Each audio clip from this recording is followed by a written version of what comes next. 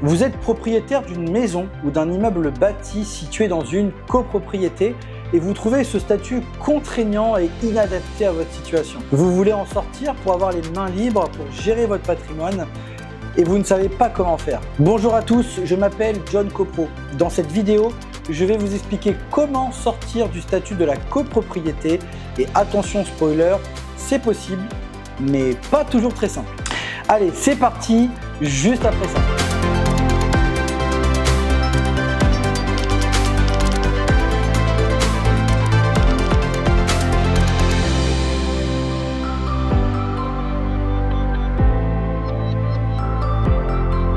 Avant d'aller plus loin, n'oubliez pas d'activer la cloche de notification, de mettre un j'aime à cette vidéo et pourquoi pas me laisser un commentaire, ça fait toujours plaisir.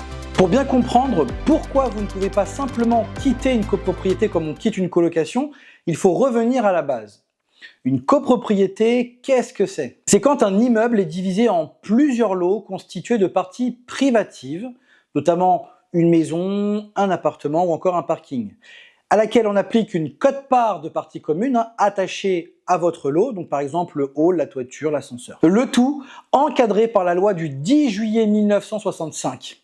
Et c'est un régime automatique dès lors qu'il y a plusieurs propriétaires sur un même immeuble. Quelles sont vos motivations? Pourquoi vouloir en sortir? Il y a plein de raisons légitimes pour vouloir sortir de la copropriété. Trop de charges, travaux imposés par la majorité, incompréhension des missions du syndic, relations tendues entre copropriétaires ou simplement une envie de reprendre la main sur tout l'immeuble. Alors, peut-on en sortir? La réponse courte, c'est très clairement non.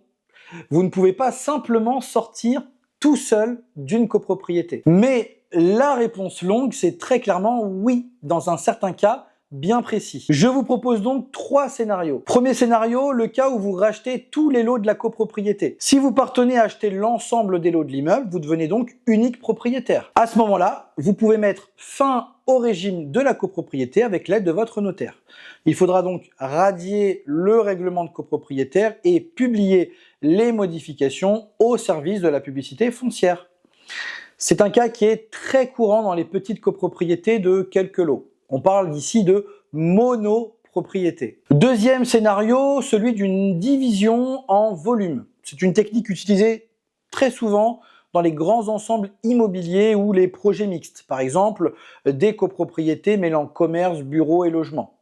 Contrairement à la copropriété, la division en volume ne crée pas de partie commune. En tout cas, pas toujours. Et dernier scénario, dernier cas, la requalification ou encore l'expropriation.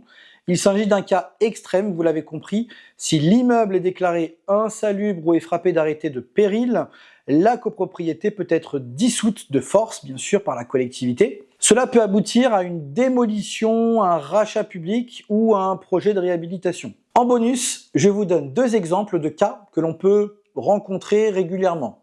Premier exemple, une copropriété constituée de maisons et d'un ou plusieurs immeubles. Il peut être relativement intéressant pour un propriétaire de maison de sortir de cette copropriété pour ne pas avoir à participer à diverses charges collectives en dehors de son propre terrain. Dans ce cas, il faut négocier une sortie de la copropriété que l'on appelle une scission. Deuxième exemple, une copropriété constituée de plusieurs bâtiments. Si un propriétaire unique d'un des bâtiments ne souhaite plus participer à la collectivité et que le terrain le permet, une scission de la copropriété peut également être intéressante. Ce qu'il faut savoir, d'un point de vue juridique, c'est que la scission relève de l'article 28 de la loi du 10 juillet 1965. Elle est possible uniquement si l'immeuble comporte plusieurs bâtiments et que la division de la propriété du sol soit possible. De nombreux cas d'ailleurs ont été jugés en ce sens.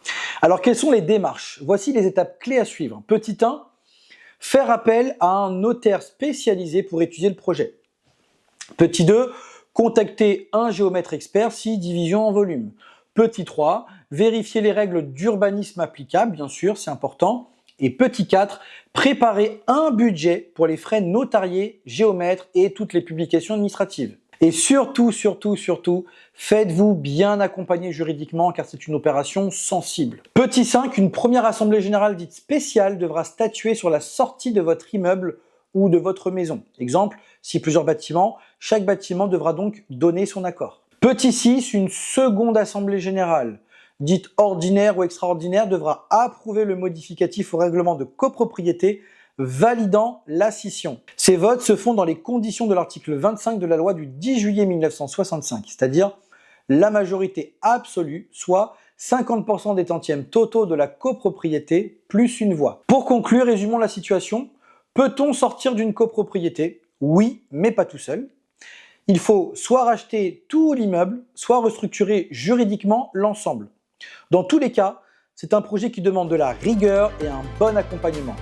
Cette vidéo touche à sa fin. Si ce genre de sujet vous intéresse, pensez à liker, vous abonner et me laisser un commentaire. Si vous avez d'ailleurs une question ou une expérience à partager, je suis preneur.